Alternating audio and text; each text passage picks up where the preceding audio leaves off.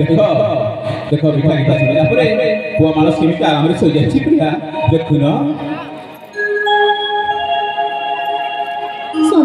ହଁ ତୁମେ ସିନା ବୁଝି ପାରିଲନି ହେଲେ ଦେଖ ମୋ କୋଲରେ ମୋ ପୁଅ ମାନସ ଆରାମରେ ଶୋଇଯାଇଛି। ଆରେ ଆରେ ଏ ଧନ ମାନ କାହିଁକି ଏମିତି ଅବ ଯାଉଛି ରେ ଧନ ପୁଣି କ'ଣ ହେଇଛି ରେ ଧନ ପୁଣି କାହିଁକି ମମତା କ'ଣ ହେଇଛି ମୋ ପୁଅର ମମତା ମୁଁ କିଛି ବୁଝିପାରୁନି ମମତା କାହିଁକି ସେମିତି କାନ୍ଦୁଛି ବାରମ୍ବାର।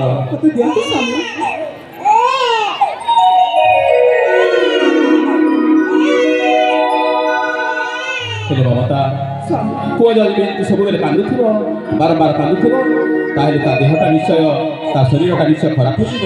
ହେଲେ କ'ଣ କରିବା ପ୍ରିୟା ଆମେ କ'ଣ କରିବା କେମିତି କଲେ ଆମ ପୁଅ ମାନସଟା ଆରାମରେ ଶୋଇବ ଭଲ ରହିବ।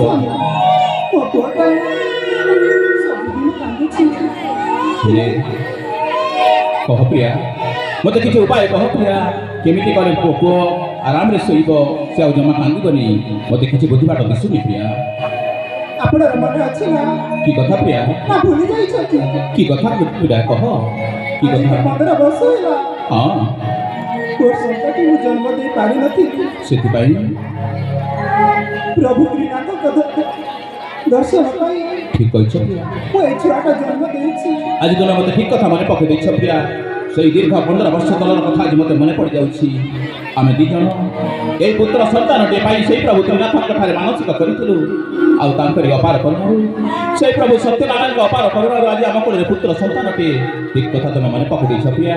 ଆଉ ଆମେ এই ପୁତ୍ର ସନ୍ତାନ ଜନ୍ମ ହେଲା ପରେ ସେଇ ପ୍ରଭୁ ତ୍ରିନାଥଙ୍କର ପୂଜା କରିନାହୁଁ ବୋଧେ। ହଁ ସ୍ୱାମୀ ସେଥିପାଇଁ ମୋ ପୁଅର ଦେହ ସବୁଦିନ ଅସୁସ୍ଥ ହେଉଛି। ଠିକ ଅଛି ଆମର କେମିତି ବୁଝିବ ସ୍ୱାମୀ ଠିକ ଅଛି ଆମର କେମିତି ବୁଝିବ ନା ପ୍ରିୟା ତୁମେ ଜମା ଅଧୈର୍ଯ୍ୟ ହୁଅ ନା ଗୋପିୟା ଜମା ଅଧୈର୍ଯ୍ୟ ହୁଅ ନା କାହିଁକିନା ସେଇ ପ୍ରଭୁ ସତ୍ୟନାରାୟଣଙ୍କ ଅପାର କରୁଣାରୁ ଆଜି ଯେତେବେଳେ ପୁତ୍ର ସନ୍ତାନ ପାଇଛୁ ଆମେ ନିଶ୍ଚୟ ତାଙ୍କରି ପୂଜା କରିବା ପ୍ରିୟା ନିଶ୍ଚୟ ତାଙ୍କରି ପୂଜାର୍ଚ୍ଚନା କରିବା ଆଉ ତାଙ୍କରି କୃପା ଭିକ୍ଷା ଲାଭ କରିବା। ଠିକ ଅଛି ଆଜି ତମେ ମୋତେ ଠିକ କଥା ମନେ ପକାଇ ଦେଉଛ ପ୍ରିୟା। ହେଲେ ଜାଣିଛ ପ୍ରିୟା ଆସନ୍ତାକାଲି ରାଜଭବନରେ ଆମେ ସେଇ ପ୍ରଭୁ ସତ୍ୟନାରାୟଣଙ୍କର ନିଶ୍ଚୟ ପୂଜାର୍ଚ୍ଚନା କରିବା ପ୍ରିୟା। ହେଲେ ଏଥର ମୁଁ ଯାଉଛି ସେଇ ମହୁଫଣା ଜଙ୍ଗଲକୁ ଫଳ ପତ୍ର ପତ୍ର ପୁଷ୍ପ ସବୁ ସଂଗ୍ରହ କରି ନେଇ ଆସିବି ଆଉ ତା ସହିତ ପାନପତ୍ର ପାନବରଜ ସହିତ ସେଇ ଶୁଦ୍ଧ ମହୁ ନେଇ ଆସିଲେ ଆମେ ପ୍ରଭୁ ସତ୍ୟନାରାୟଣଙ୍କର ପୂଜାର୍ଚ୍ଚନା କରିବା। ଠିକ ଅଛି ସ୍ୱାମୀ ତାହେଲେ ଆଉ ବିଳମ୍ବ କରିବାନି ପ୍ରିୟା। ଆପଣ ଶୀଘ୍ର ଯାଆନ୍ତୁ ଠିକ ଅଛି ମହୁଫଣା ଜଙ୍ଗଲରୁ ଫଳମୂଳ ଆଣି ନିଶ୍ଚୟ ପ୍ରିୟା ମୁଁ ତୁମର କଥା ନିଶ୍ଚୟ ରଖିବି ପ୍ରିୟା। ମୁଁ ଏଇକ୍ଷଣେ ଚାଲିଯିବି ସେଇ ମହୁଫଣା ଜଙ୍ଗଲକୁ। ପୁଅ ପିଲାକୁ ବଞ୍ଚିପାରିବ ନା ନା ତୁମେ ସେ ଅଧୈର୍ଯ୍ୟ ହଉ ନା ପ୍ରିୟା ଅଧୈର୍ଯ୍ୟ ହଉ ନା ମୋ ପୁଅ ମାନସ କିଛି ହେବନି ପ୍ରିୟା କିଛି ହେବନି ନିଶ୍ଚୟ ପ୍ରଭୁଙ୍କ ଦୟା ହେବ ଆଉ ମୋ ପୁଅ ମାନସ ନିଶ୍ଚୟ ଆରୋଗ୍ୟ ହୋଇଯିବ ପ୍ରିୟା ଆରୋଗ୍ୟ ହୋଇଯିବ। ତାହେଲେ ଆସ ପ୍ରିୟା ଯିବା ଆମେ ମୁଁ ଯିବି ମହୁଫଣା ଜଙ୍ଗଲକୁ ଆଉ ତୁମେ ରାଜଭବନରେ ଅନେକ ପୂଜା ଦ୍ରବ୍ୟ ଯୋଗାଡ଼ କରିଥିବ ପ୍ରିୟା ଆଉ ମୁଁ ଯେତେବେଳେ ଫେରିବି ଆମେ ଦୁଇ ଜଣ ମିଶି ସେଇ ପ୍ରଭୁ ସତ୍ୟନାରାୟଣଙ୍କର ପୂଜାର୍ଚ୍ଚନା କରିବା। ଠିକ ଅଛି ସ୍ୱାମୀ ତାହେଲେ ଆସ ପ୍ରିୟା ଯିବା ଏବେ ଆମେ ସେଇ ମହୁଫଣା ଜଙ୍ଗଲକୁ।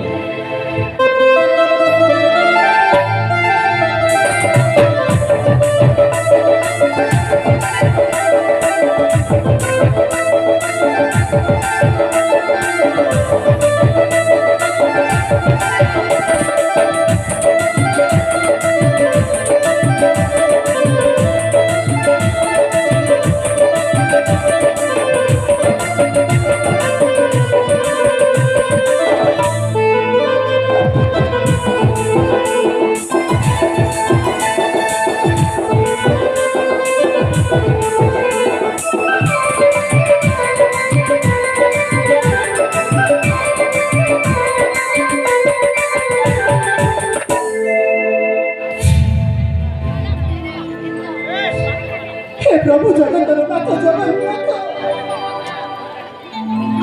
ओ स्वामी जो काम पाई जाइछते खुशी रे मो पाखକୁ चली आसतु ए मो फेड़ जंगल को